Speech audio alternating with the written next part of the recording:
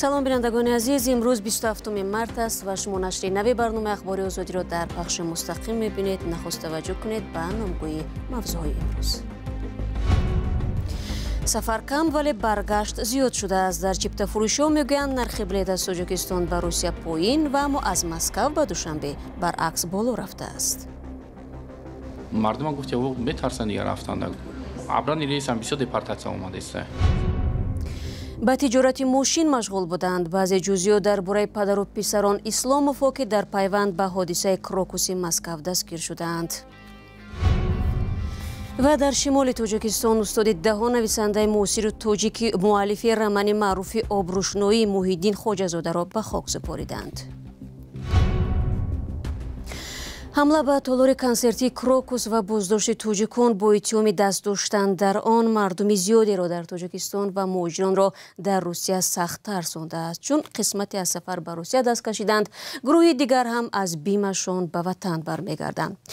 кор ба ҳадде расидааст ки дар Тоҷикистон дигар билети парвоз ба Русияро кам мехаранд ва аз Русия баръакс қимати билет ба Тоҷикистон гарон шудааст. дар ин бора Алишер Зарифӣ ва Шаҳлои Абдулло гузориш медиҳанд.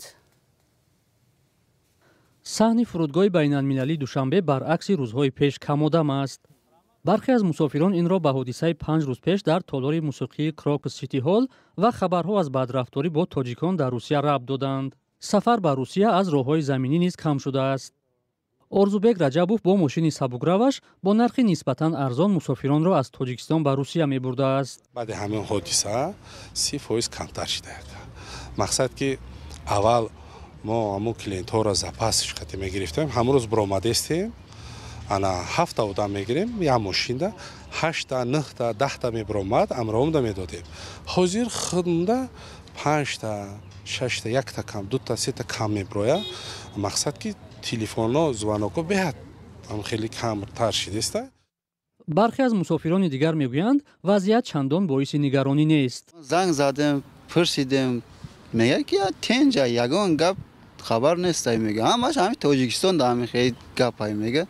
ҳамаш созай мега. Дига намедонам ака. ман занг задам, пурсидем, гуфтам ҳамаш тинҷа. маъмурони милиса ба хабарнигорони радиои Озодӣ иҷозаи вуруд ба толори фурудгоҳро надоданд ва барои ин номаи расмӣ талаб карданд. инҷо яке аз маконҳои асосии чиптафурӯшии шаҳри Душанбе мебошад. намояндагони баъзе нуқтаҳои чиптафурӯшӣ дар суҳбат ба радиои Озодӣ гуфтанд, дар муқоиса ба чанд рӯзи пеш сафи хоҳишмандони харид ё дарёфти чипта кам ба назар мерасад, хусусан дар хатсайри Душанбе Москав. Массив вазорат вастану маршрути Душанбе Москва дашидааст. Душанбе Москва бисёр вазорат омадааст. нархҳо хеле арзон шуд. Имин ҳамин маршрути Душанбе Москва имрӯз уже то 2000 сомон шуд. пеш ҳамин ҳодиса талабот ки камтар шудаги имин ҳамин Москва да нарх то 2000 сомон шудаги Душанбе Москва. хай мардумам фаҳмидан мумкин мардумам гуфт ё метарсанд дигар рафтанд, гуфта беран депортатсия. абрани рейс ҳам бисёр депортатсия омадааст. бисёр рейсҳои имин ҳамин шаҳри Москва да вазорат ҳам бисёри бад омадааст. як масъули вазорати меҳнат ва муҳоҷирати Тоҷикистон дар тамоси телефонӣ бидуни шарҳи бештар кӯтоҳ посух дод ки вазъият мисли пештара маъмулӣ аст. шӯрои ҷамъиятӣ назди сафорати Тоҷикистон дар Русия низ дар изҳороте гуфтааст, вазъият барои шаҳрвандони хориҷӣ дар Русия тағйир наёфтааст. ин изҳорот дар ҳолест ки чандин муҳоҷири тоҷик шикоят доранд ки баъди ҳамла ба толори Крокус муносибати мардуми маҳаллӣ ва мақомоти рус нисбати онҳо бад шудааст. бекорӣ аз мушкилиҳои асосии ҷомеаи Тоҷикистон буда, солона садҳо нафар барои дарёфти кор ба муҳоҷирати меҳнатӣ ба Русия мераванд. танҳо ба ҳисоби мақомоти Русия ҳоло беш аз 1 миллион аҳолии Тоҷикистон дар ин кишвар кору зиндагӣ доранд.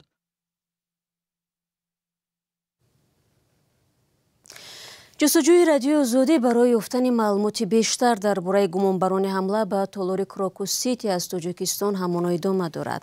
рӯзи пеш мо назар ва нақли пайвандони Муҳаммад Собир Файзовро аз ноҳияи Рӯдакӣ ва Саид Акрам Раҷабализодаро аз шаҳри Ваҳдат пахш кардем. имрӯз баъзе нуктаҳои нав дар бораи гумонбарони дигар 3 нафар аз оилаи Исломовҳо ба даст омадааст.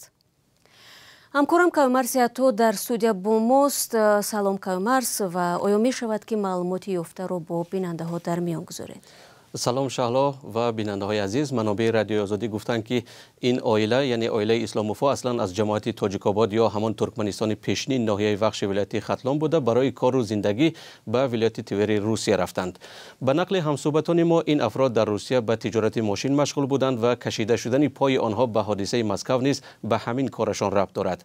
مقامات روسیه گفته بودند که امین جان اسلاموی 33 ساله صاحب آخرین همان ماشین است که در حمله استفاده شده است. به ادعای آنها ماشین را به گمانبران حمله برادر او دلاور 24 ساله فروخته است.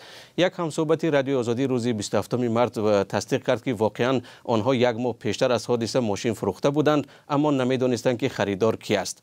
کمیته تفتیشاتی روسیه به این باور است که این افراد در حمله نقش داشتند و گویا آنها را گمانبر دیگر فریدون شمس‌الدین در ماه‌های ینور و مارس امسال جلب کرده است. تصدیق آن در حال حاضر از منابع مستقل امکان پذیر نیست و گذشته از این مقامات تاجیکستان با گذشت 5 روز درباره بازداشت شده های مسکو اتهام های اعلان شده به ضد آنها و همچنین آثار لطکوب شکنجه در سر روی آنها یگان حرف نگفتند. کامرس آیا واکنش پیوندان به اتهام معلوم است؟ مثلا در محل زیستشان درباره آنها چی گفتند؟ نظری نزدیکانشان شهلا البته هنوز دسترس نیست، ولی ما برای یافتن پیوندان اسلاموفا با نمایندگان جماعت تاجیک‌آباد در ناحیه وخش تماس گرفتیم.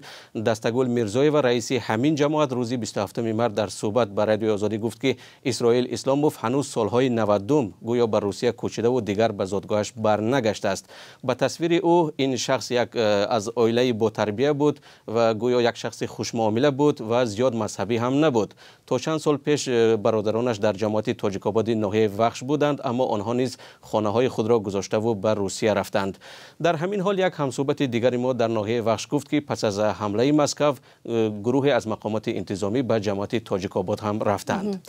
تشکر زیاد کامرس و بینندگان عزیز. برنامه ها و گزارش های رادیو آزادی را پیگیری کنید تا از اطلاع نوی که در این رابطه به دست می آید به خبر نمانید. موضوع را ادامه می‌دهم. صبح امروز ماموران امنیتی و پلیس روسیه در میان تقریبا 5000 کارمند انبار شرکت والدبریس مسکو و مهاجران غیر قانونی را جستجو کردند. تا این ساعت خبرها از بازداشت نزدیک 40 مهاجر نشر شده است که با حجت مشکل داشتند. ریت‌های گسترده میان مهاجران بعد حمله در کراکوس سیتی اوج گرفته است. گذشته از این بازداشت تاجیکان با گمان این حمله روحیه تاجیک بدبینی و بیگانه تیزی را در روسیه بیشتر کرده است. ادامه موضوع در گزارش همکارم زرانگیز نوروزشاه. حمله مرگبار در روسیه و بازداشت 8 تاجیک با گمان دست داشتن در آن موردهای تاجیک ستیزی را بیشتر و حال به این هم نچندان خوب مهاجران را در این کشور باز هم بدتر کرد. برخی از مهاجران با ارسال نوار میگویند بعد از این حادثه آنها را به یگان سبب از کار راندند. این سحر کار دادیم چی تاجیکه بود در کار سر می‌کردن این عشان تاجیکه ببین چیکار کرده. مهاجران تاجیک از شدید شدن رید و تفتیش‌ها در تمام روسیه شکایت دارند. از موردهای لطوکوب مهاجران هم خبر می‌رسد. برخی از مشتریان از خدمت تاکسیران‌های تاجیک دست می‌کشند و اول می‌پرسند که راننده از کدام کشور است.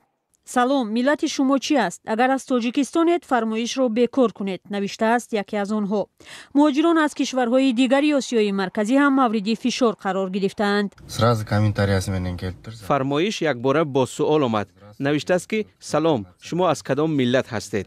من نوشتم که قرقیز هستم و رفتم. حالا اینجا رسیده و انتظار هستم.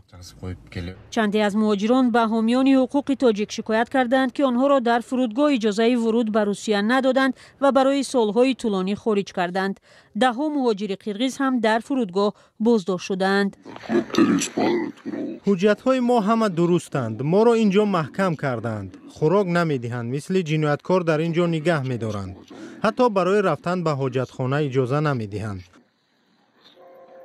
ترس از افزایش روحیه بیگانه ستیزی در روسیه و رید و تفتیش ها سبب شده که برخی از مهاجران به وطن برگردند. تازه کردن روسیه از مهاجران به کار قبول نکردن آنها و به آنها ندادن خانه اجاره از پیشنهادهایی است که این شب و روز حتی از سوی منصبداران و چهره‌های معروف روسیه هم صدا می‌دهند. گمانبرانی که رسانه‌ها درباره‌شان خبر می‌دهند مهاجرند و این از مشکل سیاست مهاجرت ما درک می‌دهد.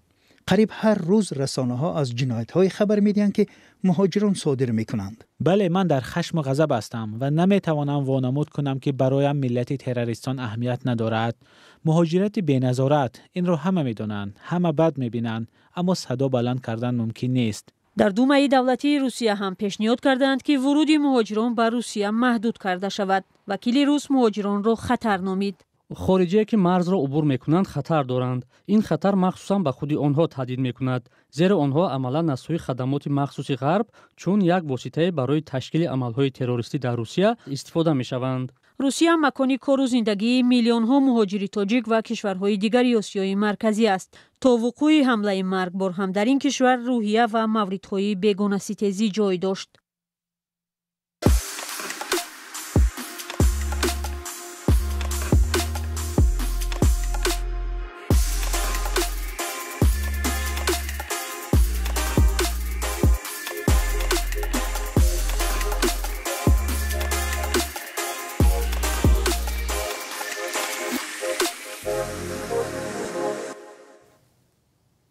برنامه اخبار آزادی را ادامه می‌دهیم.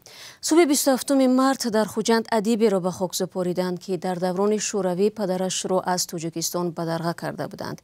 محیدین خواجه‌زاد هرچند در روسیه به دنیا آمد ولی بیش از 60 سال عمرش را به تاجیکستان بخشید، ایجاد کرد و عنوان نویسنده خلقی را گرفت. از مراسم ویدیو با او همکار ما فرزان محمدی گزارش می‌دهد. محیدین خواجه‌زاد نویسنده خلقی تاجیکستان روزی 26 مارت در شهر خوجند درگذشت. او 86 سال داشت. ده‌ها مخلص آثار او و دوستان و شاگردانش در مراسم ویدا از شخصیت و خدمت‌هایش یاد کردند. این شخصیت بزرگ هزاران هزار چشم ناروشن افکار انسان‌ها را روشن کرد. چشم نابینای دلهای انسانها را روشن کرد. پیوندان محیدین خواجه‌زاد به رادیو آزادی گفتند که نویسنده تقریباً 2 هفته باز از فشار بلند خون رنج می‌کشید. وی 4 سال پیش به بیماری همه‌گیری کووید 19 گرفتار شده بود. در این حادثه همسر و کلینش را از دست داد. خودش در پی توابت درازمدت شفا یافت، اما به نقل پیوندان تأثیر بیماری به جسمش آسیب جدی رسانده بود. محیدین خواجه‌زاد در ماه نوامبر سال 1938 در ستاوروپول روسیه تولد شده است. زیرا پدرش عالم خان مخدوم خوجندی را سال 1930 چون مدرس مدرسه حضرت بابا به آنجا به درگاه کرده بودند. بسیار با محبت بیان می‌کردند که آنها پدر من همدرسی استاد صدرالدین عینی بودند. سالهای جنگ دوم جهان و 6 ماه اسارت را از سر گذرانده سال 1946 به خوجند برگشت و سپس به سمرقند کوچید. دیرتر باز به تاجیکستان برگشت و به کارش ادامه داد. پدر بزرگوارم الوداع. محیدین خواجه‌زاد عنوان نویسنده خلقی تاجیکستان را سال 2010 صاحب گشته است.